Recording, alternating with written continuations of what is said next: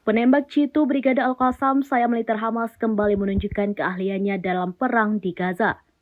Dengan menggunakan senapan murah, penembak jitu Al-Qassam itu mampu membantai sejumlah tentara Zionis di wilayah Al-Burej. Selain itu, penembak jitu Al-Qassam juga membidik 2 tentara lainnya di Khan Yunis. Dilansir dari Al-Mayadin pada Sabtu 20 Januari 2024, hal itu diungkapkan oleh Brigade Al-Qassam. Pasalnya, di hari ke-105 perang, pasukan perlawanan meluncurkan sejumlah serangan mematikan, termasuk yang dilakukan oleh penembak jitu Brigade Al-Qassam. Pasalnya, mereka berhasil membantai sejumlah tentara Zionis di wilayah Al-Burej menggunakan senapan rakitan Al-Ghul. Penembak jitu Brigade Al-Qassam itu juga melumpuhkan 2 tentara lainnya di Khan Yunis. Di sisi lain, pejuang Al-Qassam dilaporkan menargetkan tank Merkava Israel di kamp Al-Burej menggunakan peluru Al-Yasin 105. Mereka juga membombardir pasukan pendudukan Israel di kamp tersebut dengan mortir.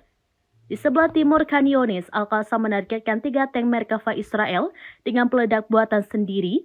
Sawas, akibat serangan tersebut 2 tentara dinyatakan tewas.